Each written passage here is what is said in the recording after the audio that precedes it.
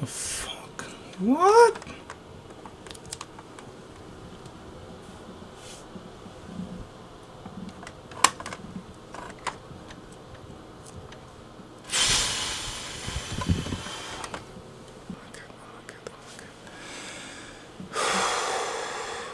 Alright, so yesterday this was me trying to switch my DNP DS620 from beautiful 5x7 prints to regular 2x6 strip prints. Guess what? Paper wouldn't even go in.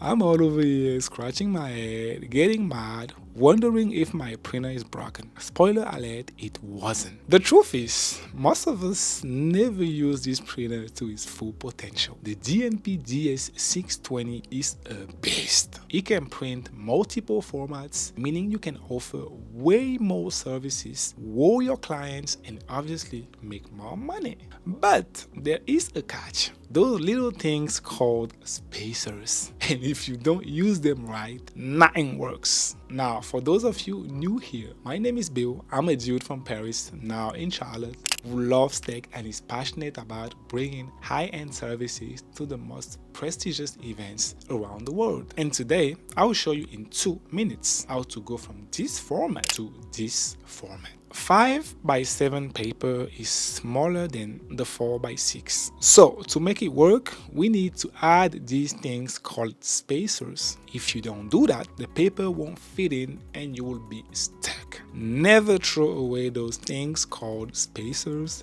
thinking it is junk. It usually comes with your printer, and if you bought your printer used from Facebook Marketplace or other platforms, eBay and everything, please ask the seller if they can include spacers in the package. This is how you add spacers to the mix. You want to push them in the paper holder by using your fingers to press the side of the paper holder, and then you make sure to fit in the 3 holes at the back of the paper holder, and you will hear a click when it is in position. You can go ahead and insert your 5x7 paper and ribbon, and these are the beautiful photos you can get. This is ideal for a corporate event setup or even for roaming photography. Now, to switch from 5x7 to 4x6, you want to remove your 5x7 paper and ribbon, grab your 4x6 paper and ribbon, and here is the key. Make sure to remove the spacers. With the spacer on, the paper won't even fit in and you will already know that something is off. This is the part where a lot of you guys get stuck and just give up. You just want to press the side of the paper holder with your entire hand and pull the spacer out. After that, you can just insert your 4x6 paper as usual and start printing.